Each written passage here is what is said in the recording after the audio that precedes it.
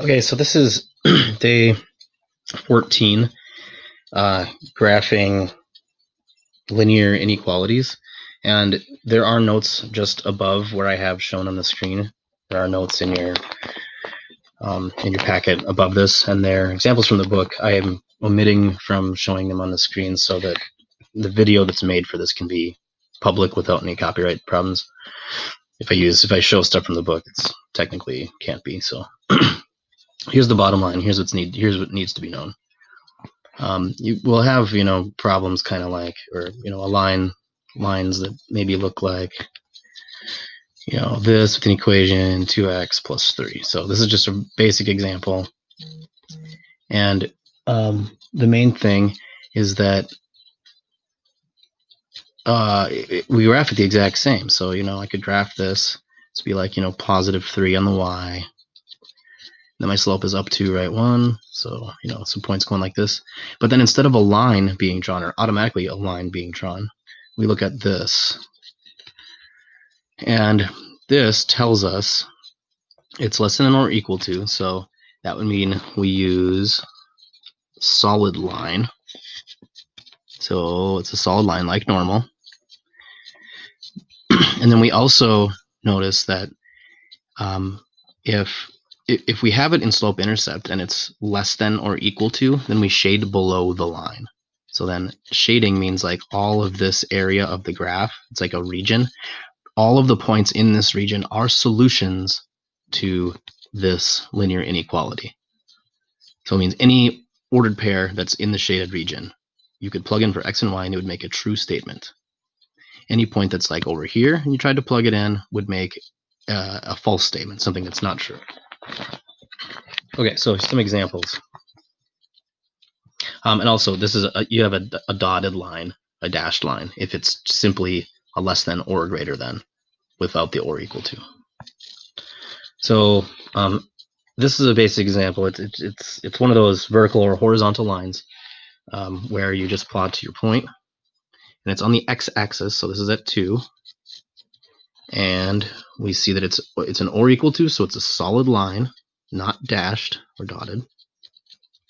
It's vertical because it goes straight through the x-axis, and then we need to know if it's shaded to the right or to the left. And basically,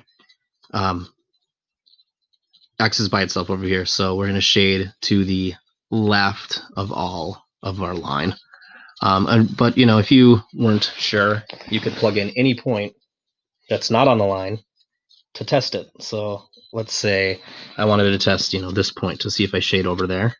That's -4, 0. And there's no place to put the y, so we won't put it in, but we will put the x in. It's -4 less than or equal to 2. And is that true? Yes, -4 is less than or equal to 2. So that means that this is in my solution region, the point that I tested. So we would shade towards that point, where that point lies. If I were to plug in anything over here, it would not be true. Like 4, 0, for instance, would be 4 less than or equal to 2. No, not true. So in general, that's how this is going to go. We have a couple of different ways to graph this, but what I'm going to do is just get everything into slope-intercept form so you can see some consistency. To do that, we need to get y by itself. That would give me a -2y less than -x plus 8. Again, I got the x out of there. Then I need to divide everything by a -2. This is where things get a little bit messy. I would have y. And then if you divide both sides of your inequality by a negative, or multiply both sides by a negative, our signs change. It just flips the other direction. It's very important because it'll change the whole problem. This ends up being 1/2 x, and this is -4. So you can verify how we got everything. We divided by -2 to get the y by itself. Since we divided both sides by a negative, we flipped our sign direction. This was negative, so it's like +1/2. And then this was divided by -2, so it's -4. So to graph this, we have -4 on the y. Our slope is 1/2, so up 1, right 2.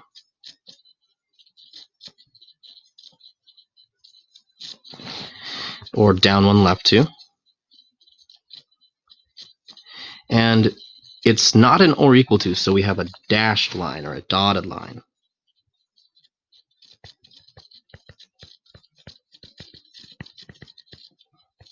Okay.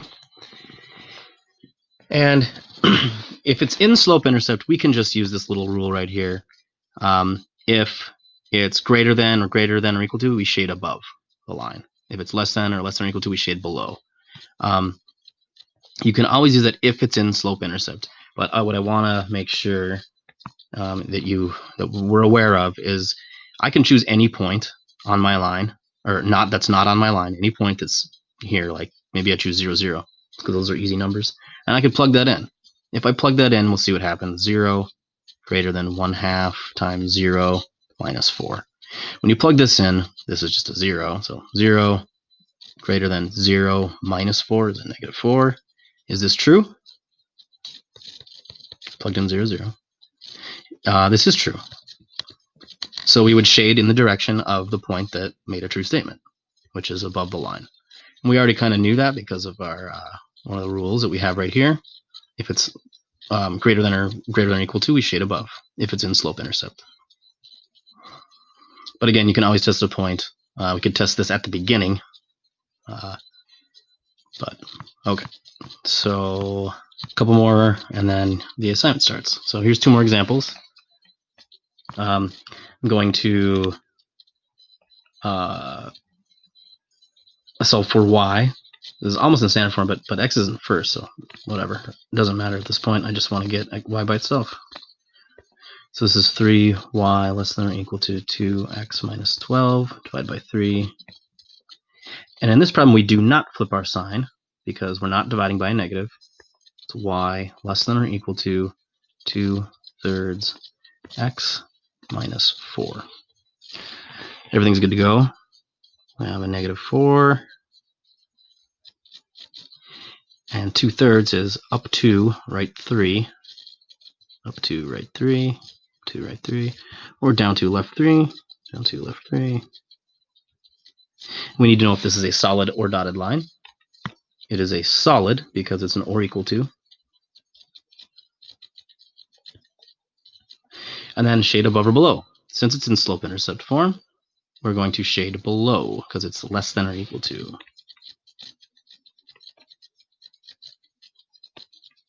That means that any point that's in the shaded region, if you plugged it in the ordered pair for x and y into an your equation, you'll get a true statement. If you plugged in any point that's not in the shaded region, you will not get a true statement. All right, let's see, same thing here. I'm going to put it in slope-intercept. That's my fave.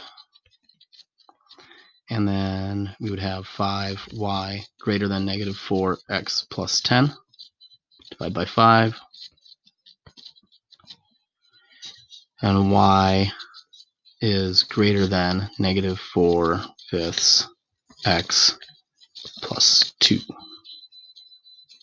Okay, again, we did not flip our sign because we did not divide or multiply both sides by a negative. And our last step is to graph it. It's y-intercept of 2. And then negative 4/5 is down 4, right 5.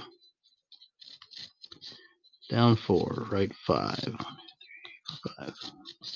Or up 4, left 5.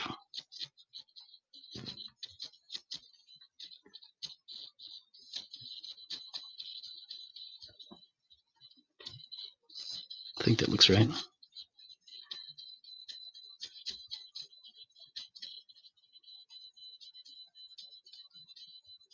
I'm just verifying, make sure my counting's right. Okay, and then we need to know if this is dotted or solid. It is dotted because it's not an or equal to. So it would just be dotted line.